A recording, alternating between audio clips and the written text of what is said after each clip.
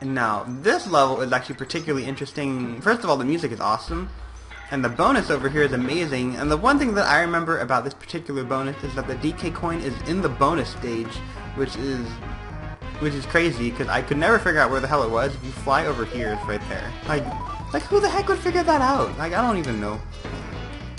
Like, I don't remember how long it took me to figure that out when I was a kid. I don't even know how. So, and typically, like, if you don't want to switch characters, you can just throw your other character into it. Like, if I throw Diddy into there, then I can just kind of toss it like that. So, like, you don't have to keep on swapping characters back and forth. So say you're doing like a two-player thing, and you're doing like a two-player co-op, and one player Diddy and one player Dixie, but you don't want to relinquish control of the character because your other friend's kind of a douche and he doesn't want to like give control back. You can just toss him to release the barrel, and he'll get upset. But that's kind of a creative thing. Whoops! Gotta kill the rat. Whoop.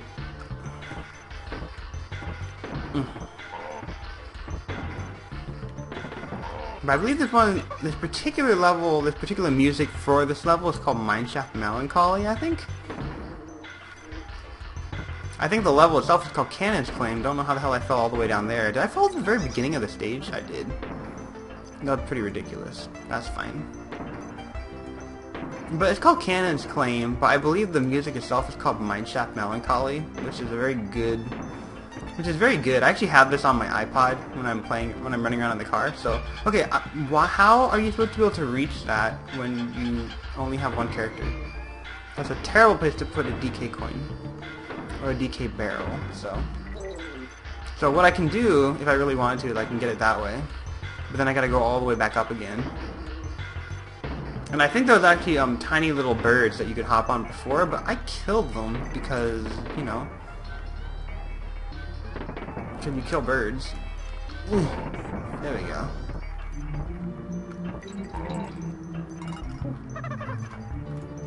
And typically what I like to do is I like to just kind of drop down like that and then kind of see if there's anything over there. And normally you don't find a whole bunch, but you know, sometimes something like that happens, and then you're like, okay, it wasn't completely a waste. Because either you're gonna find a bonus barrel, or you're gonna get something from it, or you just have to move up and waste like a minute of your time, which isn't that bad when you're platforming. It's bad if you're speed running, but not bad if you're just platforming. So,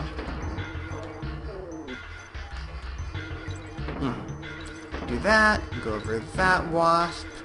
And I particularly like this game because I think the wasps play a way cooler role in this game than they did in the first one. How does a TNT barrel blowing up in my hand not injure me? Okay, there's a bonus barrel right there. I was actually thinking about jumping over that one.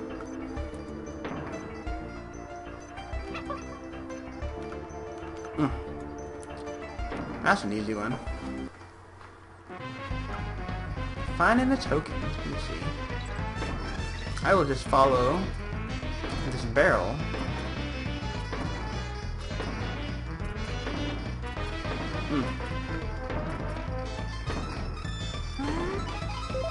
That wasn't too bad.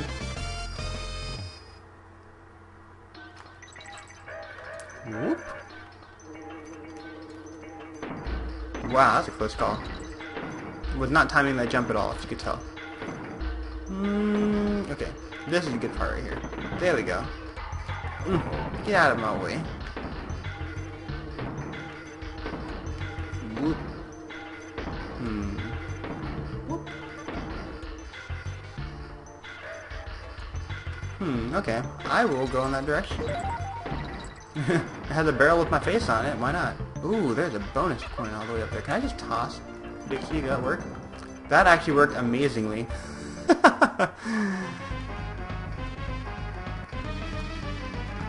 Find the tokens. So I don't have to kill all these guys. Sometimes you'll mix them up. There we go. Easy as pie, which doesn't make any sense because pie isn't necessarily easy to make. Depending on what pie you make. Whatever, that's fine. Whoa! I want to break that on your face. That's fine. There we go. Oh, NG. What does NG stand for?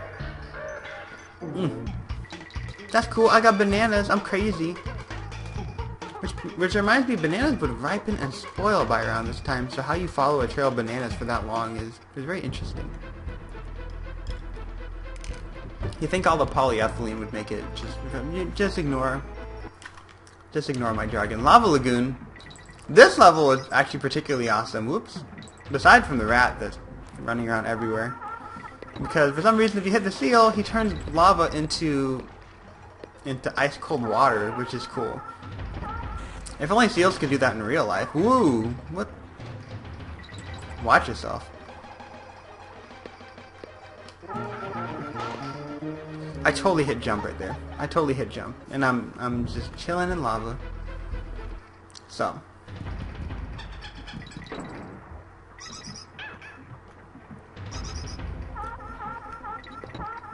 this is how I'm spending my Friday night right now. So hopefully, if you guys are spending your Saturday morning with me, because typically I remember back in the old days I'd be watching Saturday morning cartoons, you'd be watching Saturday morning JT, which would be really awesome. Or you could be watching Sunday afternoon JT or Saturday evening JT. So either thing would be fine with me. Oops. I have no idea what just happened. Here we go. I think my screensaver turned on. That means I was playing for more than 30 minutes, which technically that means I should be taking a stretch break if I was playing the Wii. I think normally they would tell you like, you've been playing this game for a really long time. Are you aware that you've been playing this for that long? So, here we go. Woo, woo, woo, woo, woo, woo. I did not mean to do that. It's cool. It's all under control. I still have 33 lives, so. If you guys don't mind watching the fail, then I am more than happy to bring you fail by fail by fail, so.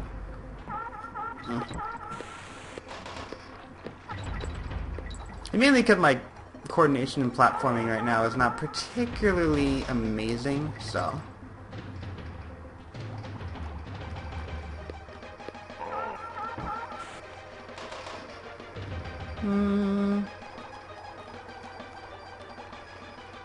Here we go.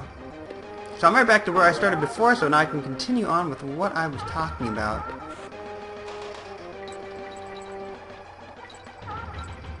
Yeah. So I think I think someone was telling me, they're just like, you need to, I think one of my coworkers was actually telling me, he's like, you gotta get yourself a girlfriend or something. He was like, that way, when you're busy thinking about work all the time, you can just say screw work, and then you can just do something else. Which I thought was a very good point. That's a very valid argument to make. So, but then I kept on thinking, I always spend so much time at work. I'm never like. It's always so dang difficult to meet people because you spend so much time at work when you're. It's so nice when you're younger because what happens is when you're like in college or something, you can just meet people on a whim. And it's great. And now what happens is that you're working the entire time, so the only chance you have is to maybe meet people in groups. And typically that doesn't always happen, so. And for me, like, I work with the same 3 people every single day, so like, how many people am I gonna meet? I don't know how many people I'm gonna meet, right? So, particularly strange, so I'm gonna do the best that I can with what I got right now, which is just hang out with my swordfish, kill these poor innocent fish that are in my way, and collect the crumb coin, so. Yeah, but it got me thinking because because I remember like those Facebook posts back in the days where they're talking about like 10 things about me, right? And you tell people like 10 random facts about you, and I don't know why you do that because I was thinking that like if you're Facebook friends with them, they probably know something about you already. Unless you're one of those people who friends like 1 million people on Facebook, because it's like kind of it's a social thing for you, which is fine. But if that's the case, then I guess I should probably talk about like 10 things about me. I'm trying to think of like 10 fun facts for you guys, like 10 actually like really interesting facts. So I think most of you guys know that I used to do musical theater, so I think that should be number 1. I used to do musical theater when I was in high school. That's actually particularly why I like making videos and doing this kind of stuff. I actually really like singing and performing and doing other things like that too, so. It's one of those strange things that you really can't get out of your system. It's still a ton of fun. Like I was watching Frozen over winter break, and because I think Idina Menzel is actually really awesome. and I thought that basically that movie was really, really cool because I kept on thinking when I was watching it, like, this would make a really good play, because I used to do theater back when I was in... I angered the beast, so I'm going to grab the K really quickly and keep on moving along here. So I used to do theater back in high school, still have the theater bug in me to this day, it's still really good, so can't really get that out of me. Used to do cross country as well. I'm not doing as much running as I used to because the work that I do in my area right now for work is so like labor intensive. What I was doing is I was training for a half marathon, but because I do so much walking normally and I walk in steel-toed shoes all day, it hurts your feet. When you get home from work, the last thing you want to do is run for another hour and a half, like, because you want to train for a half marathon. It's not worth it anymore. Like, it's really not worth it. Like, I don't gain anything really by saying that I can do a half marathon, because I know that if I really wanted to, I could do a half marathon. Like, that's not something that's beyond me. That's definitely something that I'm capable of doing. So I used to do cross country when I was in school. Used to do theater. Used to work at In-N-Out. Still miss In-N-Out a whole bunch. Still think In-N-Out food is amazing, which is a testament to how good of a company that is. I think my company was actually one of my friends was talking about the company because he was reading about it in a book, and I had to tell him, like, it's true. Still like the food a whole bunch. Still think the company's great. They do a good job treating their employees. I have to admit that they work us pretty darn hard. But it's a good area in reality. Like, I think it's a good place to kind of get your feet wet. I think if you got into like a management position, which doesn't require a degree, by the way, like you start off at like making 40 grand, which isn't amazing, right? I guess depending on where you are, because if you're in California, it's not that much, but maybe if you're working at a store in Texas or Arizona, that's actually a really good amount of money. So that's like the lowest level manager, that's like fourth manager, right? And then you get into third manager, which makes like 50,000. I think second manager makes like 60,000, 70,000, and then the store managers make somewhere close to like 100 minimum normally per year, and they normally make up to 120 because, you know, if you've ever been to an In-N-Out, like In-N-Outs are very busy, right? So they make a really decent amount of money based on like how many burgers you move per man, per hour, stuff like that, like little metrics and things like that they use, like key performance indicators. So you can make a pretty decent living off of just serving burgers to people. It's actually very cool. So that's a really cool company. So I think that's 3 fun facts so far. I guess my 4th fun fact should be that I am actually part deaf, because most people don't actually know that. I actually lost my high-pitched hearing when I was really, really young, like when I was 6 months old, because I think I was in England at the time, and I had a really, really bad ear infection.